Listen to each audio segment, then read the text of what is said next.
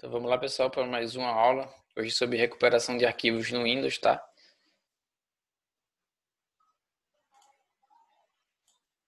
Então nossa agenda, né, recuperando arquivos excluídos com Autops, analisando a lixeira do Windows e fazendo a remontagem de dados, né? A gente já viu algo sobre isso, sobre remontagem, que é DataCave, viu alguns softwares, só vai comentar que a gente já viu, tá? Então, a recuperação de arquivo, né, é uma tarefa importante na investigação digital, porque o suspeito ou alguém ou algum malware ele pode se infectar, né, ou comprometer alguma coisa, algum dispositivo, algum arquivo na máquina, e aí depois fazer a exclusão desse, tá? Então, a gente precisa saber, né, como investigador ali, né, como analista forense, né, ou de resposta a incidentes, entender onde é que estão esses arquivos, né, onde é que eles foram parar, como foi feita essa exclusão, tá?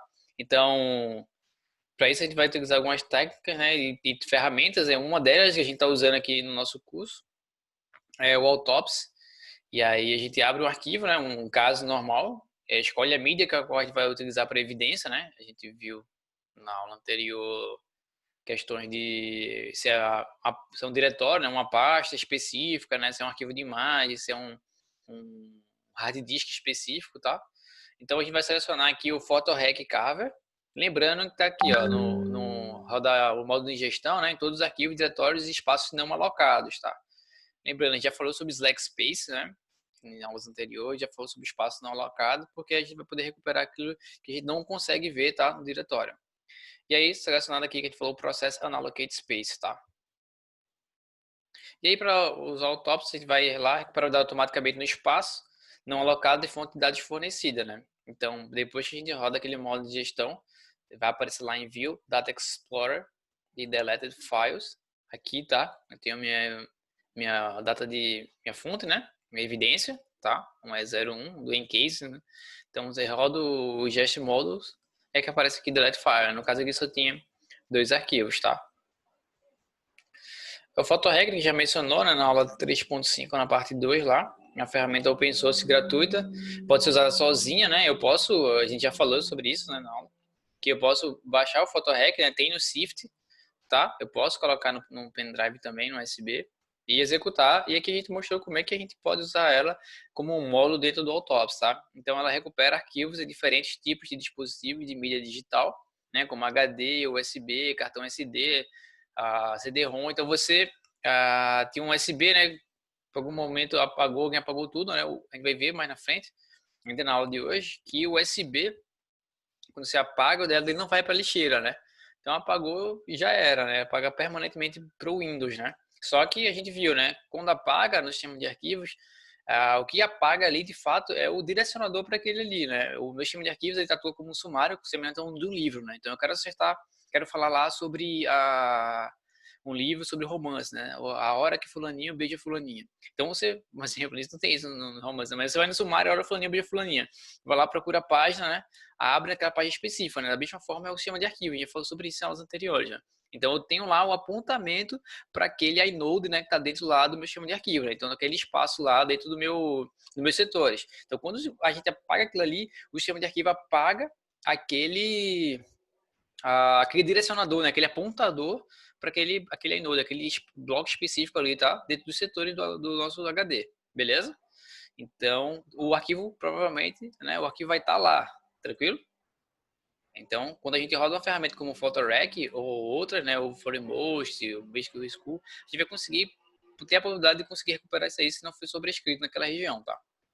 Ou parte dele, né? Ou o arquivo inteiro ou fragmentos do arquivo, tá? Então, fala sobre lixeira do Windows, tá? A lixeira do Windows ele contém arquivos que foram excluídos pelos usuários, mas que ainda estão dentro do sistema, né? Então, para remover permanentemente, você aperta, né, Shift Del normalmente, né? E aí você consegue apagar aquele arquivo permanentemente do modo que ele não vai para a lixeira, tá? Só que a maioria dos usuários comuns desconhece essa opção, tá? E aí na lixeira, quando o usuário vai lá, apaga da lixeira, pode ter muita coisa importante na lixeira lá, alguma evidência importante, tá bem? Então, no Windows XP, né? É pouco usado, pouca gente ainda usa XP, né? Mas ainda tem caso, né? Somente quando o pessoal usa para sistemas legados aí. Quando o usuário exclui, né, vai movido para lixeira da mesma forma. Então, no Windows XP, né, com o sistema de arquivo FAT, o arquivo excluído ele só armazenado na pasta Recycle, né? E aí dentro do diretório raiz do Windows que está instalado, normalmente é o C. Então contém um arquivo também, né, dentro do recycler, tem um arquivo também chamado info2, que esse arquivo ele tem metadados daquele arquivo, tá? E tanto o arquivo que foi apagado, né, o principal, quanto esses metadados, eles ficam no modo oculto, né? Então, para ver, teria que liberar aquela forma de visualizar arquivos e pastas ocultas do Windows, tá? Ainda no XP, tá na pasta para uma ou mais páginas, né? Depende da quantidade de usuários que tem ali. Então, ele vai criar uma pasta, né, para cada usuário que excluiu alguma coisa e colocou dentro da lixeira, né? Então, a pasta, né, o nome da pasta vai ser o SID do usuário, né? Desculpa, o SID é o ID de segurança específico, né? Specific Security ID, tá? Então, se houver mais de um usuário, né, cada um vai ter a sua própria pasta, tá bem?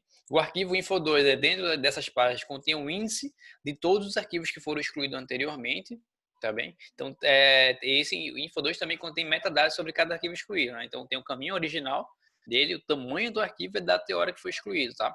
Veja a importância que isso pode ser para investigação, tá? Então, dispositivos USB não vão para a lixeira, né? Que a gente falou, né? São apagados permanentemente. E aí, do Windows Vista, né, em diante, né, 7, 8, 10, a gente tem dessas versões aqui são excluídas na pasta, vão para a pasta do Recycle Bin, né, que fica dentro do diretório lá da unidade C, né, normalmente C porque é onde fica instalado o Windows, né, por default, tá? Então, dentro dessa pasta, né, do Recycle Bin, vai ter também as pastas com o nome da SID, né, o nome da pasta é o SID do usuário que foi excluído, tá? E dentro dela tem outras pastas. Então, aqui tem um exemplo, tá? No Windows 7, eu tenho lá, dentro do diretório C, o Recycle Bin, tá bem? E aí, quando o arquivo é excluído, né, o Windows ele move 2 arquivos para a lixeira, tá? Semelhante ao que acontece no XP. Então, um contém os dados reais do arquivo, né? Que é o nome do arquivo inicia com o R, tá? O cifrão R, certo?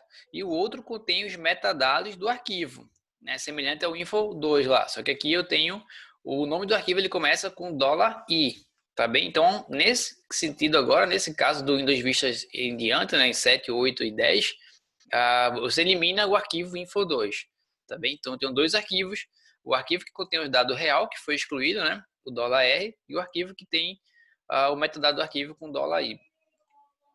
Tá? Então, a capacidade da lixeira do Windows, né? Uma observação aqui, a lixeira do Windows tem capacidade de armazenamento limitada, tá? Não é ilimitada, né? No Windows XP, ele por padrão comporta 10% da unidade de disco rígido, né? Então, se chegar à capacidade máxima, ele vai fazer feito um ciclo, né? Ele exclui os antigos para liberar o espaço dos novos excluídos, né? E entrar ali, tá? Então, ele exclui permanentemente ali para entrar os novos, tá? Exclui os excluídos. Então, no Windows mais recente, né? Do Vista para cá, o padrão é 10% dos primeiros 40 GB da unidade, né, da unidade principal que foi instalada, unidade C, e 5% do espaço de armazenamento restante que estejam acima de 40 GB. Tudo bem? Então, de 4 GB para cima aí. Se estiver acima de 40 GB, né? A unidade C, tá bem? Então, a gente vai fazer uma prática aqui, né? Que vocês façam em casa. Esse aqui quem não tem Windows, né? Você pode fazer na sua máquina principal, tá? Não tem problema. Ou pode fazer numa máquina virtual, né? Quem não tem um Windows instalado aí, essa máquina virtual, ela é antiga, né? Foi descontinuada. A Microsoft disponibilizava máquinas com Windows 7, com Windows 8, Windows 10, de forma gratuita para você validar suas aplicações no Internet Explorer, tá? Você ainda tem essa máquina no final do ano passado, então em janeiro desse ano a Microsoft descontinuou isso e liberou agora, né, por meio desse página que está aí, eu vou deixar na descrição, por meio desse link aí, ele somente o Windows 10 agora, aí tem o IE 11, né, o Internet Explorer 11 e o Edge para você fazer validar as aplicações. Então é uma máquina virtual, tá, com o Windows já tudo instaladinho.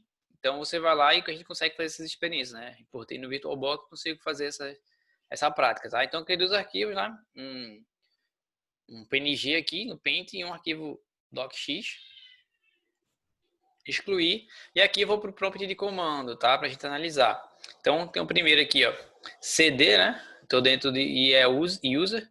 CD //, entra aqui, CD recycle bin, tá? Mando dir -a Esse A é semelhante ao "-a", o ls-a lá no Linux, que é para verificar arquivos ocultos, tá? Então, /A ele mostra aqui um único SID, tá? Esse aqui é o SID que identifica esse IE user, tá? Dentro do Windows, tá bem?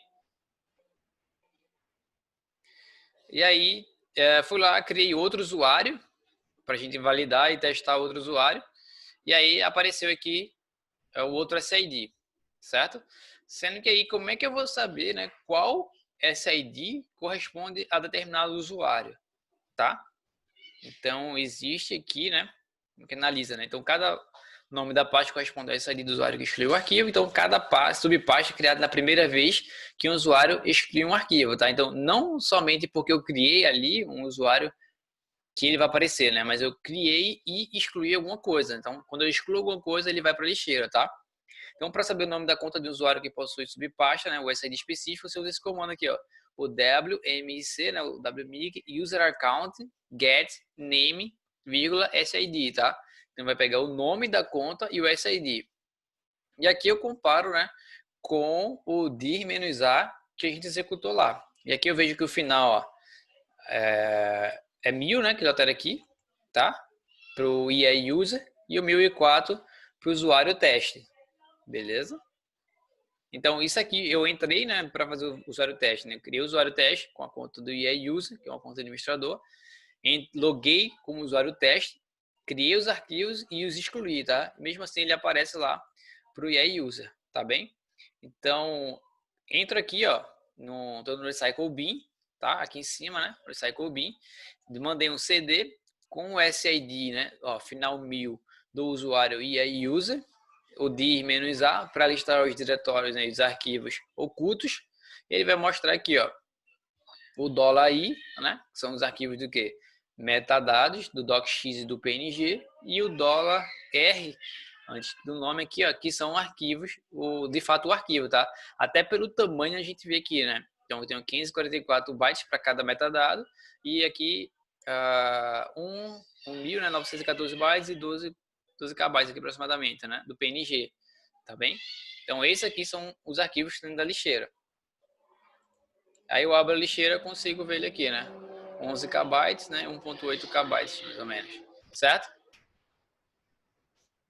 E aí uma ferramenta que ajuda a gente a recuperar isso, né? É a ferramenta iPass, tá? Da Digital Forensic Stream. Tá aqui o link para baixar aqui em cima, tá bem? Então vai lá, download iPass. E aí, para fazer análise dos metadados, desculpa, né? Não vai recuperar é tranquilo. É para fazer análise dos metadados dos arquivos, tá? Então, ele tem aqui a descrição, é uma ferramenta para fazer o bypass do index, né? Do $i, de arquivos do Recycle Bin do Windows Vista e posterior, tá?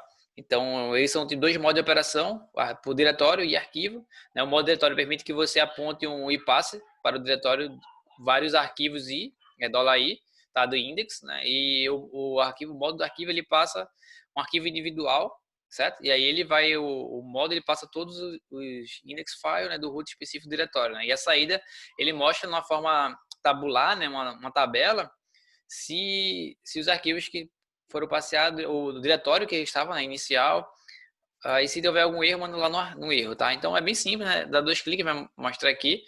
Ele mostra, você escolhe qual é o diretório, então os arquivos do .i e a saída, certo?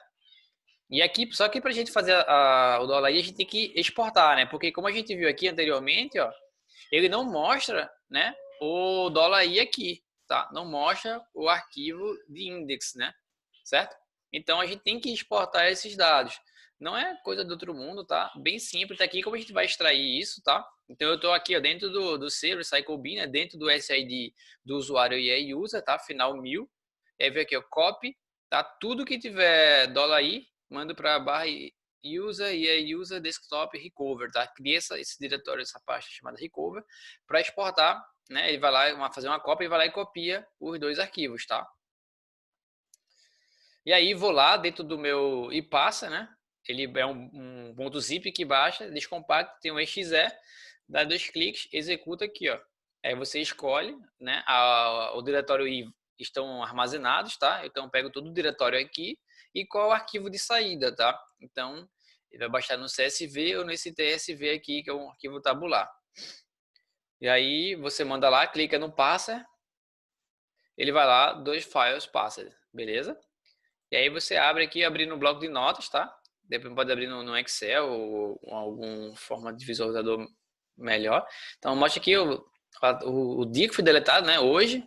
Esse aqui, ó. Sempre prestar atenção, né, pessoal? Nessa questão do UTC, né? Qual é o fuso horário específico ali? Quando foi deletado aqueles arquivos, no 2 de 2017, 1849.58 UTC. Aí o diretório completo, né? Onde é que estava armazenado. Então, estava no desktop. Tá? O tamanho deles, né? Em bytes. Tá? E qual é a versão, né? Então, ele bota o Windows 27 8.8.1. Tranquilo? Então, se a gente tiver no Windows XP, né? Como é que faz? Desculpa. Para extrair, eu vou lá no Refute 2, eu uso esse software, tá? Disponível aqui. E faz a extração semelhante que a gente fez agora com o copy na linha de comando, tá? Tudo bem? E aqui, remontagem de dados, né? É o DataCaf, né? Como é conhecido. Então, é um tipo avançado de recuperação de dados, como a gente está falando no início, né? Então, é usado em